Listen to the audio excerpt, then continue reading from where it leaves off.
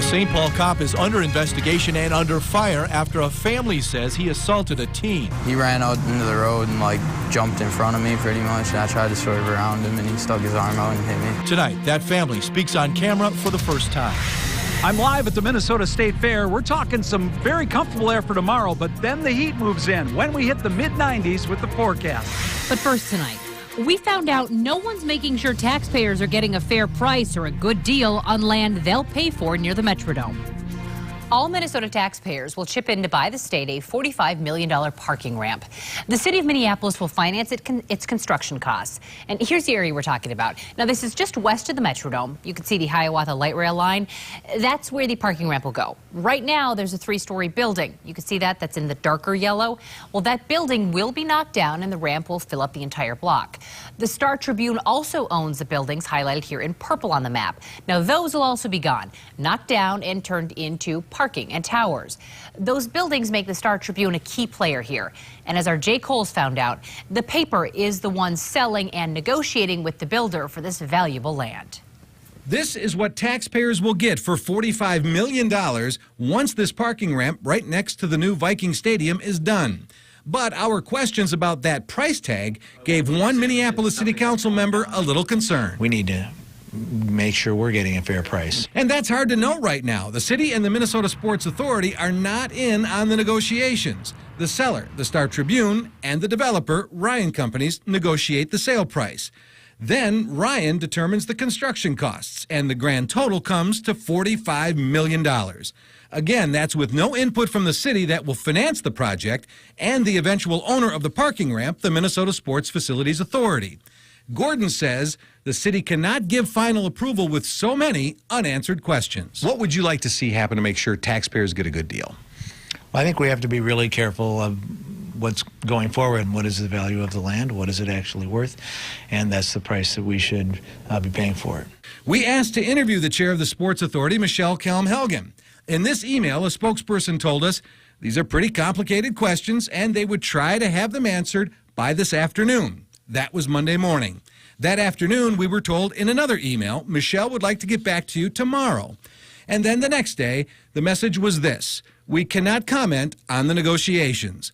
We talked with a longtime real estate broker who now teaches at the University of St. Thomas. Herb Towsley told us protecting taxpayers on this $45 million deal is simple. If I was financing a project like that, I would probably want to go out and get an appraisal to find out what it would really be worth. I mean, it may be a great deal, but when you get an appraisal, a good appraisal will confirm that for you. And now the person in charge of this project for Ryan Companies is out of town, was not available for comment today. Minneapolis Mayor R.T. Ryback also unavailable, but a spokesperson told us, in part, if we believe the price of that land is unreasonable, we always have the option of commissioning an appraisal. So we'll see where it ends up down the road. Well, Jay, tell us now, this is such a complicated issue, is. but there's another parking ramp and there's kind of a similar issue going on. There's 2 ramps that the Sports Facilities Authority is going to own. This one that we just talked about and another one that's underground. Right. They are in negotiations to buy that from a private seller, but that private seller is suing them right now because they're saying they're not negotiating in good faith. So that one's also a question mark. Yeah. I mean, there's still a lot of questions around this whole development and the Viking Stadium yet. We had some questions about that the other night on 5 Eyewitness News at 10, so I think that story is online at KSTP.com Yes. too. Yep, you're right. Jay, thanks. Well, we've learned that the groundbreaking date for the new stadium could actually be later than first planned. It's expected to be a hot subject at tomorrow's Metropolitan Sports Facilities Authority meeting. While no official date has ever been set, the group has always said that they were aiming for groundbreaking sometime in October. Well, they haven't yet said what this new date may be. We've also learned that nearly 24 contracts have already been signed for firms to work on the new stadium. They range from a few thousand to nearly $34 million to design and to build it. And you can get a closer look at those contracts approved by the Minnesota Sports Facilities Authority by heading over to the Interactive Web Center at KSTP.com. Now I want to send things over to Bill. You're at the news desk with today's top headlines. That's right, Leah. A body found inside a duplex in Shorewood, and police are calling it suspicious. Neighbors say police had been knocking on doors recently asking about a missing man. A search warrant executed at this duplex where police say the man lived turned up a body. In doing a property search, we found a woman by the name of Jaton Wheeler also lived here. Neighbors say this is Jaton. This is a mugshot from a 2008 DWI arrest in northern Minnesota. Early this morning, a woman by the same name was booked into the Hennepin County Jail on probable cause murder charges. It's terrible. You hope it never happens this close, to where you live, but, things like this unfortunately happen. Neighbors say 3 kids also lived at that duplex. An update now to a story we broke months ago. Hundreds of sex offenders are trying to sue their way out of the Minnesota sex offender program. Lawyers filed motions yesterday as part of a class action lawsuit. They're asking a federal judge to declare the sex offender program in Minnesota unconstitutional. They want inmates moved to less restrictive facilities and a court officer appointed to oversee that program. Right now, sex offenders are committed to the treatment program indefinitely. They are locked up in St. Peter and Moose Lake even after their sentences are over. Only 1 patient has ever been successfully released from that program. Attorneys for the man suing the Minnesota Senate over his firing after an affair deny deliberately publishing details about other sexual affairs they allege happened at the Capitol. The defense wants to dismiss Michael Brodkorb's case over the disclosure. His attorneys say documents that were supposed to be filed under seal were accidentally put on a public court site by mistake. Brodkorb is suing over being fired in 2011 after his extramarital affair with then Senate Majority Leader Amy Koch. A St. Paul police officer is under investigation and being sued, but he will not face criminal charges. He was involved in an incident where a 15-year-old boy was injured. Well, we sat down with the teen and his father for their first on-camera interview, and 5 Eyewitness News reporter Steve Tellier's been digging into exactly what happened. So, Steve, what'd you find? Leah, St. Paul police have opened an internal investigation into Officer Ronald Himes, but the Washington County Attorney's Office looked at this case and decided not to file criminal charges, saying it boiled down to a he said situation. Now the teen's family has filed a lawsuit against the officer demanding money and an apology.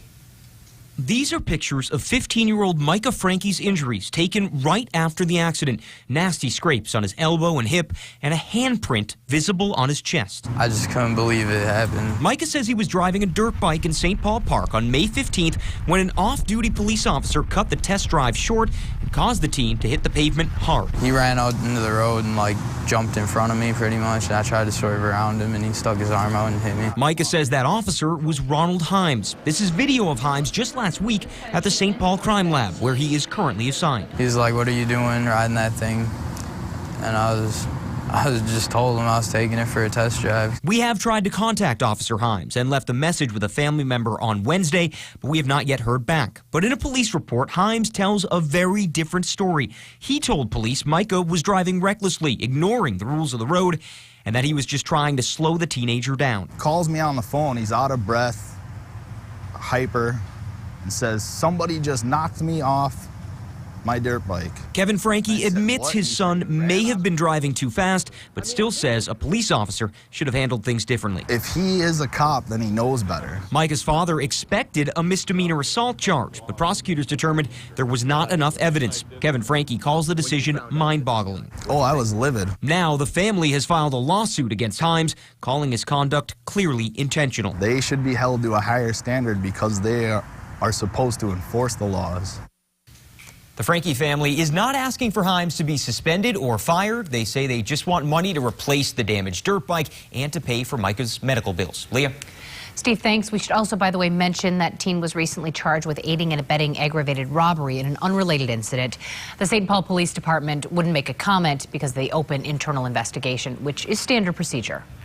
The fate of an Army psychiatrist charged with killing soldiers at Fort Hood is now in the hands of a military jury. Major Nadal Hassan declined to make a statement today during closing arguments. He's been acting as his own attorney during the course of the trial. The day before, he rested his case without calling a single witness. Hassan is accused of killing 13 people and wounding 32 others in the 2009 shooting attack. He faces a possible death sentence if convicted. Scary moments for the driver of a car that collided with a tour bus heading to a casino in California.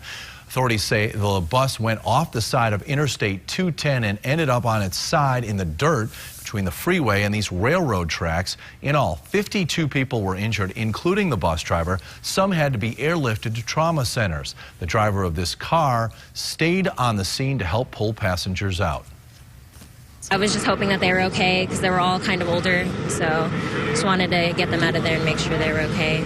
Witnesses say the bus was changing lanes to move toward the carpool lane when the bus driver suddenly swerved to avoid a vehicle. That caused the bus to overturn. The NASDAQ Stock Exchange halted trading for about 3 hours due to a technical glitch today. There was a problem with the data feed that provides stock quotes. Trading resumed about 2:25 our time. A spokesman for the Securities and Exchange Commission said the agency is monitoring that situation and is now in close contact with the exchanges. As the first day of the State Fair wraps up today, there are still a ton of folks out there having a good time. They're enjoying the rides and the exhibits. And don't forget about the food. Ellen McNamara and Eric Connor are still out there tonight as well. So are there any late night snackers you see hanging around? Plenty of them out here. We are live by Sweet Martha's Cookies. Always a great treat. This line has been going strong all day and all night, Ellen. Yeah, these treats, of course, no doubt, are a staple here at the fair, and there are always a number of new foods and new exhibits to try out at the fair. We tried out a new exhibit, and it's one that you might not expect to see out here. All right, check this out. Ice skating at the Minnesota State Fair. Ellen, can't beat this. Yeah, it's pretty unbelievable. It's the only place in the State Fair that it feels like winter in the middle of summer. And they have training aids out here for people that can't skate. Hey, I still want to do this, and I'm not embarrassed to do this with a walker and these tube socks, too, which I have to say look pretty good. And if you played hockey like I have before, it's nice to get back out on the skates when it's in the middle of summer, if you haven't done it a lot. For 10 minutes, it's only $3. It's a company called D1 Backyard Ice. And Mike Miller, you're the owner of this cool idea. Tell us a little bit about this company and your decision for why you came out here to the fair. Well, we thought it'd be a great idea to bring something new to the fair. Ice skating out here for the very first time. So as you mentioned, we're on synthetic ice under a tent with all kinds of fun signage and dasher boards and music and lots of people. How did this idea come about? It came about in the locker room in January. My son's a mite hockey player, and a couple dads were talking about their backyard rinks, and then on the drive home, all I saw was backyard rinks. Kind of like when you buy a car, all you see is that car that you just bought, and I thought, gosh, maybe there's an opportunity to do something in the hockey community. Have a lot of people been saying, hey, it's like 90 degrees out here. Hockey's the last thing on my mind, or we're in the hockey state. Have people still been coming out? Well, I'm hearing they have. We've been really busy today, which has been great. We've got the helmets, we've got the socks, the skates. It's been fun. People have said, I've never skated in shorts before. Yeah. Or a skirt. Or a skirt. There you go. Yes. In Ellen's case, or a skirt. Give us the rundown. What do people do? They just show up here. It's 10 minutes for like $3. Yeah, $3. So it's really easy. You can take as much time as you need in the bench area to get your skates on, and we'll tie the skates for folks, for the little kids, or for the guys or the gals. Mom and dad can do that. So really easy. And then once people are ready, they come on and they can skate around. It is a great idea, and it is being talked about right now all across the state fair. So if you want to come and check this out, all you have to do is come to the Woods area. Totally recommend it. I'm going to go work off my mini donuts. Okay, guys? Thank you. Thank you very much. Oh my goodness, that was such a pathetic effort on my part. It was okay. It was all right, I guess. But yeah, for the state of hockey, it was not very good. But I mean, we have to encourage everyone to come out here and try it because it was so much fun. Yeah, a lot of fun. Needless to say, it was a great start to the Great Minnesota Get Together. We are already excited for day number 2. Guys, we will try and save you a Sweet Martha's cookie, but looking at this crowd, it might not happen. Very nice. Hey, great job on the ice, and good for Ellen to get out there, walker or not. She was out there, right. And good for her. And I don't think there were a lot of cookies left in that bucket. That looked like a very flimsy, light cookie. Yeah. I don't see those coming back. Well, tonight a MnDOT worker is recovering after he was hit while he was working in a construction zone. We talked to him right after he was released from the hospital today. See if you can help find the person who hit him and then took off. Plus, why some local high school athletes have to take tests even before classes start. You're looking at one of the cheapest college bookstores in the country, but it still might not be enough. I'm Naomi Peskovitz. The desperate measures some kids are taking to get their college books cheap. Tracking another nice day tomorrow, but then the heat and humidity comes back at us. I'm going to show you when thunderstorms roll in. That's what's our forecast coming up next. We have to be at one of the most popular places here on the fairgrounds at this time of the night and all day, actually. This is Sweet Martha's Cookies, and these are the best. And Johanna, how many cookies do you think you go through in a day? Probably a few million. That's amazing. And a few million, and each one is $1? No, I'm just kidding. But that is amazing. And now when it gets hot, it probably gets really hot in here, too. Oh my gosh, yes. Our ovens are over 400 degrees, and we have 5 or 6 of them on all the time. It's like a factory back here, the way you guys put out cookies. Definitely. It's amazing. How many of you like cookies? Do you like cookies? Even the people outside are listening. Yeah, you got lines unbelievably long all the time out here. It is. It's absorbing. Okay, I'm getting in the way here, but the weather is going to be nice for one more day. We have comfortable air that's on the way. No rainfall out there. The radar right now is high and dry, and it looks like it'll stay that way until Saturday morning. We could have some showers and thunderstorms then. As far as the temperatures go, yeah, it's still a warm night out here, but not as bad as it has been. Our current temp is at 76, 74 in St. Paul, 61 out there in New Richmond, as well as 61 up in Cambridge, but only in the 50s, low 50s up north. 53 right now at International Falls, Grand Marais, currently at 50. Here in the Twin Cities, officially 76. There is no wind, but the key is the dew point. That's right now at 49 degrees. Very comfortable air out there, and it's going to stay that way for one more day. Friday looks sweet. As far as the temperatures go, starting out at 66, 80 at noon, up to 85 at 4 in the afternoon. Southeast wind at 5 to 10. Highs around the rest of the metro. Look for highs to climb into the mid-80s in most areas. Maybe getting a little close to 90 in some places, but we're going to see 86 in Minneapolis as well as Glencoe, and 88 out there in Wilmer, 87 in Redwood Falls up north, even 86 up in Roseau. Cloud tracker overnight tonight has partly cloudy skies for most of the night. We're going to see quite a bit of sunshine to start out the day tomorrow. And at noon, still partly cloudy skies, but then Friday night, we'll start to see the moisture begin to increase out west. And by Saturday, yeah, showers and thunderstorms will be scattered or isolated through the morning. That clears out for Saturday afternoon, Saturday evening. It does look like it's going to be a great second half, but a little hot and humid by the time we get to the second half of the weekend. Over the entire state for the outdoor outlook, calling for temperatures in the 90s for the most part this weekend. A scattered shower or thunderstorm early on Saturday. Then for the rest of the weekend, looking pretty quiet up north. There could be some thunderstorms even on Sunday. Overnight tonight, our low temperature drops all the way down to 63. Clear skies, east-northeast wind, southeast wind tomorrow, and a sunny high near 85 degrees. It's going to be a beautiful way to end the week and a great day out here at the Minnesota State Fair. It does get a little hot, though. After that, 88 on Saturday, those morning thunderstorms, then 94 for Sunday, Monday, and Tuesday. Highs in the 90s most of next week. You guys are spectacular, and yeah, I know I'm going to get a bucket of cookies out of this, aren't I? No, probably not. I just like the milk. Bill and Leah? Oh, quit lying. We know you love those cookies, Dave. That's right. Yeah. Don't give him too many, folks. You'll eat them all. That's right. He's already been eating cookies today. Bring them back for us, Dave. I will. I'll bring you back a bucket. All right, thanks. Well, college campuses are starting to buzz again. We're just days away from move-in day now. Credit and debit cards are getting plenty of activity, too. Textbooks are more expensive than ever, and costs are rising. Now, students are finding new ways to pay for books, and as our Naomi Peskovitz explains, some are unconventional.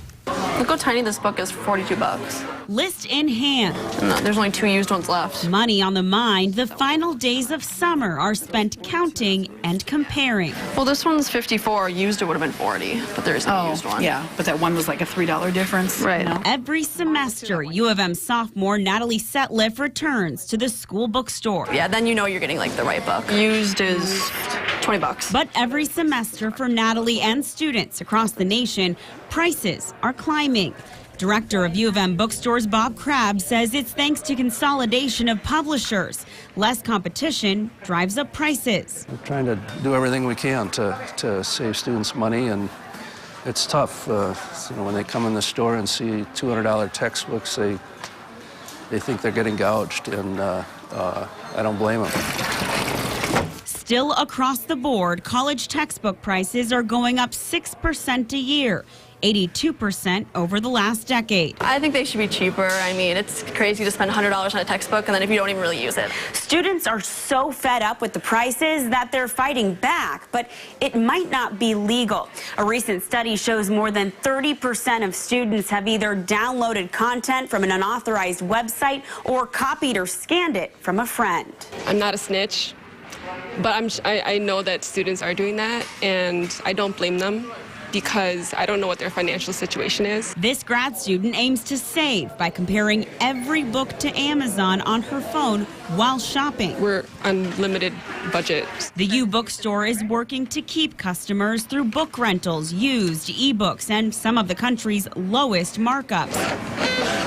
But even they say shop around, but shop legally. And publishers are very watchful of that and will bring suits against individuals. Naomi Peskovitz, 5 Eyewitness News.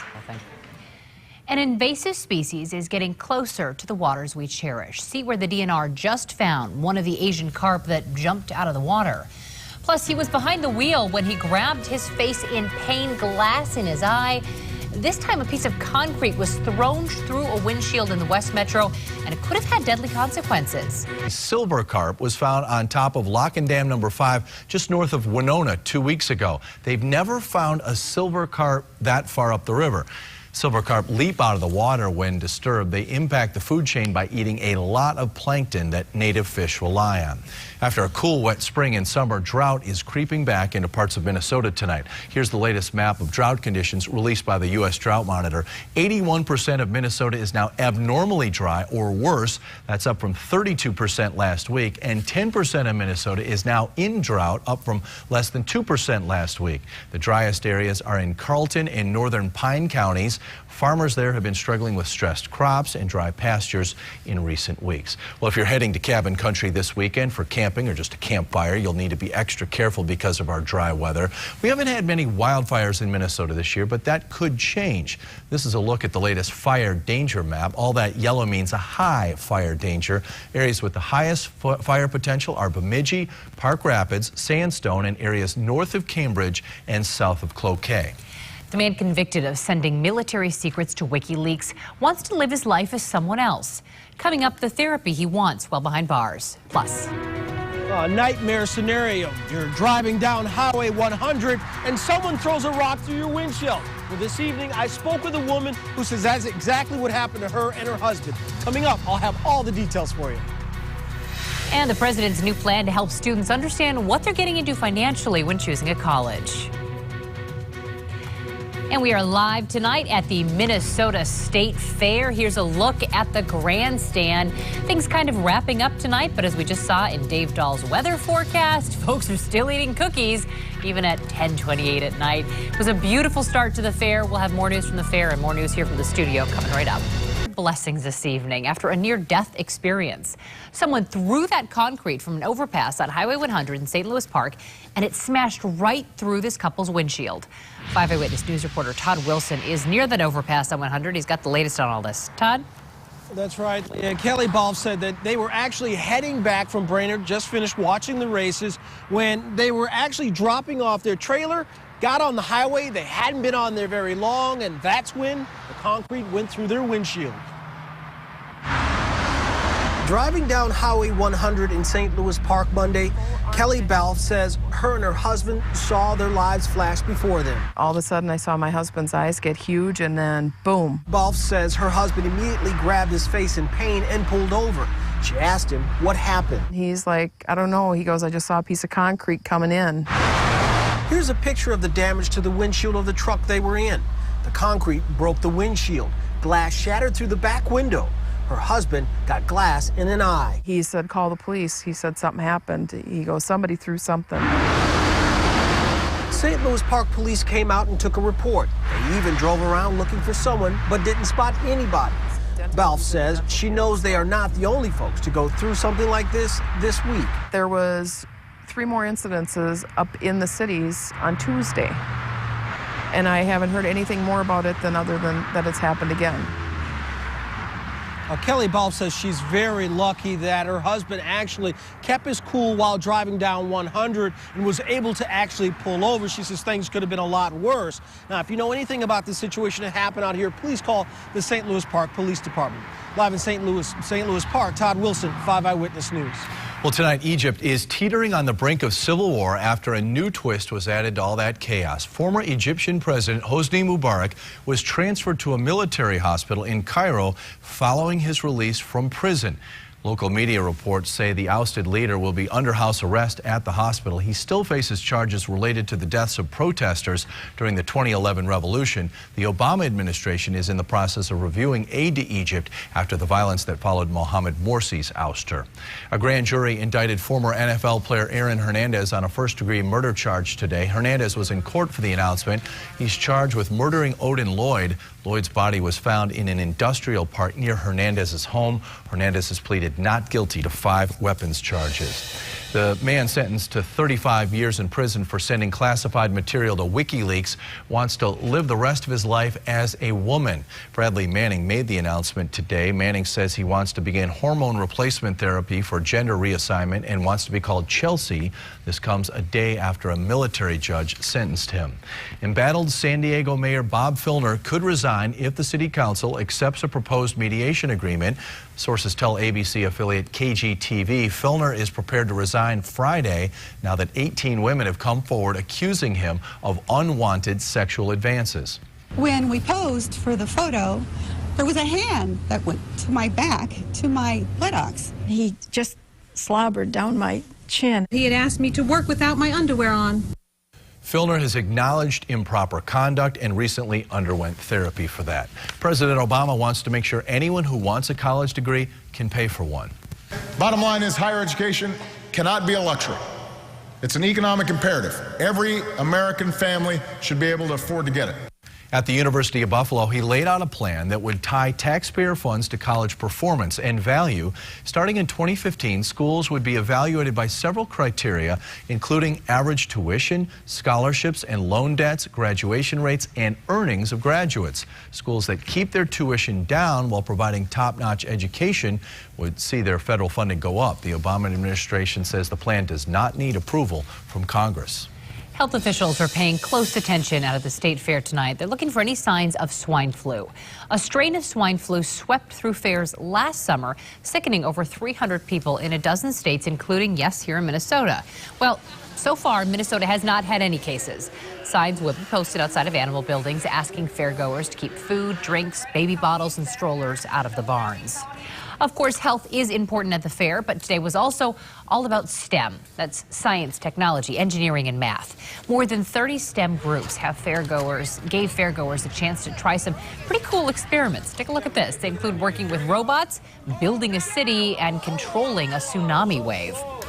Now, from French fries to corn on the cob, there are food favorites that fairgoers look for every year at the state fair. Some food stands kept their prices the same. Others have increased their prices. Last year, a record $33 million was spent on food and drinks out at the fair. This year, prices haven't seen much of an increase. A few quarters here and there, but for the most part, they've been trying to really keep their value and their pricing what it's been for the last 3 or 4 years coming out of the recession. They want to really stay competitive. Now, if you're looking for a deal, there's a lot of free stuff to find at the fair. We have all that info on the freebies on our website at KSTP.com. And when you stop by the fair, hopefully tomorrow, you can stop by and see one of our live broadcasts.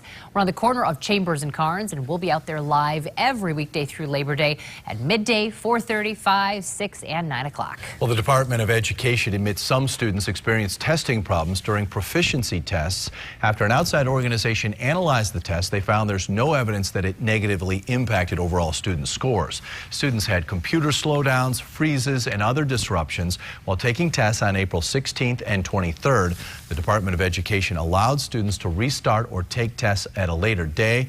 They also gave schools more time to make sure all students had opportunity to finish those tests. Police identified the 101-year-old woman who died after being hit by a police squad car. Her name was Rosa Sakina. A police spokesman said the officer was backing up the squad car in St. Paul when it either nudged or bumped the woman. She fell to the ground. They transported Sakina to Regents Hospital where she died. The name of the officer will likely be released tomorrow. A MnDOT worker says he looked up and saw headlights. Lewis Patch was working in a construction zone along Silver Lake Road in New Brighton last night. He was operating a concrete cutting machine and then I bent down to pick something up off the ground and I heard tires squealing and I looked, I seen headlights, tried to get out of the way, didn't quite get out of the way fast enough. Co-worker says Lewis was thrown more than 10 feet. He suffered a broken leg. He He says he'll be out of work now for 2 months. Authorities are looking for the driver of a black Honda sedan that hit him last night just before 10. The vehicle would have extensive damage to the front end. If you have any information, call the Minnesota State Patrol. Their number, 651-582-1511. The results are in. You recycle more when you have one sort recycling. Minneapolis announced it collected 894 more tons of recycling in the first full month of citywide one sort. That's a nearly 58% increase in recycled material over July a year ago. One sort recycling means you can combine glass, plastic, paper, aluminum, cardboard into these single blue containers. All 105,000 residential recycling customers had their one sort carts by June. Some kids already heading to the classroom even before heading back to class. This is fire at Yosemite National Park. It's one of 50 burning out west. Fire teams are doing intense battles from the air and on the ground, trying to protect homes and hotels. Lightning strikes have caused most of the fires. Meteorologist Ken Barlow just back from the fair, and you and I both agree maybe the best thing new at the fair this year in terms of food are those porchetta wings from Mancini's. Weren't those good today? They were amazing. Yeah, and it's right where, if everybody doesn't know, if you're going to the fair, it's where the old Pizza Palace was. Mancini's bought it, and these things are incredible. These little teeny nuggets of pure heaven. Satellite and radar together, we can look at them combined, and really not much at all during the day today. We had a few clouds this morning to start out, but once they left, we saw nothing but sunshine pretty much throughout the day, and now it's mostly clear out there again, and it's going to stay mostly clear through the night tonight, and temperatures are going to drop to very comfortable levels. We're at 76 still. That's still fairly warm. 74 in St. Paul, but outside the city limits. Look at this, 65 in Buffalo, 57 up to the north at Princeton. Cambridge is only 57 and 64 to the south at Red Wing, and even cooler than that to the north. Only the low 50s in International Falls and Hibbing. But how about Grand Marais? Talk about going from summertime to fall. It was in the 70s at this time a couple nights ago. Now it's 48 degrees there. The dew point, the all-important dew point. Yesterday was in the 70s. That's the Miami tropical stuff. The Gulf of Mexico also gets like that with dew points in the 70s, very tropical, humid. Now dew points are in the 40s. Notice, though, lurking not too far to the south, we still have some 60s down there. Those will be making a reappearance, so we'll be getting more humid here by Saturday later in the day, and especially over the Sunday period into next week. 76 right now. Again, the dew point is wonderfully low, 38%. That's it for the humidity. That's really comfortable. 86 degrees tomorrow's high in Minneapolis. 85 in St. Paul. Should get around the same in Blaine and Princeton. Off to the north, where it was stuck in the 70s all day today. Likewise, it'll be nice and mild. Hibbing 82. Bemidji around 84 degrees. But here comes some warmer air, too. This is also lurking off to the west. Temperatures in the upper 80s will be spreading in here in the coming days. So get ready. Summer is not over by a long shot. 63 degrees, mostly clear tonight with a light east-northeast wind at about 5 to 10 miles per hour. Tomorrow, lots of sunshine. Again, low humidity throughout most of the day, 85 degrees. Just a fantastic Friday. Saturday, slight chance of a shower or thunderstorm, especially in the morning. 88 degrees, turning much more humid in the afternoon. Hot and humid on Sunday, but no rain, and only small chances of rain coming up here, folks. On Monday, there's a slight chance of a shower, but look at the temperatures staying in the 90s. And Thursday, the next chance of a shower is very slight. So, Leah, we're not quite in a drought, but it is starting to get dry again out there. That will become a concern in the coming days. But one thing for certain, summer's back. Yeah, you're right. Summer's far from over, and no, school hasn't started yet. But you know what? A lot of students are actually already in the classroom being tested. In Edina, all contact sport athletes must first take a cognitive test. This examines brain function for a healthy, uninjured athlete. That way, if any student is injured during the season, the coach can then compare the results of this test with the same test taken after the athlete is injured. We're trying to promote more efficient and effective recovery post-concussion so we can get these kids back out playing healthy. Edina has been using this test for 7 years now. They say other districts in the state are now hopping on board as well. Joe's here now with sports. The third NFL preseason game is where everybody plays their starters for at least a half. Now, that means the Vikings offense, which has not shown much in the preseason, will be going up against a Super Bowl defense. We have heard talk all training camp that Christian Ponder is more confident, that his accuracy is much better. Sunday night would be a good opportunity for Ponder to step up and prove that he has improved against the 49ers. Well, we do want to establish the pass and be more efficient in that area, but with Adrian, I mean, we're going to run the heck out of the ball, and we're going to utilize him, but we need to keep getting more plays out of the passing game. There's a good chance that none of the big-name starters will play in the Vikes' final preseason game against Tennessee. Coming into the day, the lineup the Twins put on the field had a combined 19 hits in their careers off of Justin Verlander. Yet somehow they managed 10 hits off the former MVP today. Chris Herman got the Twins going in the first inning when he drove one deep to right center. It'll score Brian Dozier, and the Twins led 1-0. It was tied at 2 in the fifth when Ryan Domit rips his Verlander pitch over the wall.